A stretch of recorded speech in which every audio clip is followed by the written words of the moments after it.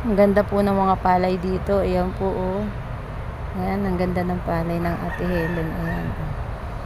Ayan. Sa may gilid ng pader. Ayan.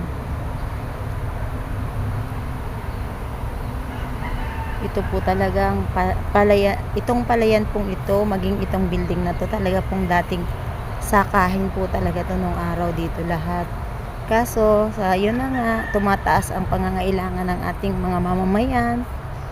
Ayan, nagkaroon ng mga building na ang mga farmer po unti-unting namamatay. Ayan. Nakakalungkot lang isipin. Na darating ang araw, puro na kalasada, puro na building ang mga palayan natin dito sa Bulacan. Ayan. At wag naman sanang mangyari. Kaya support po tayo sa government natin, sa mga magsasaka, para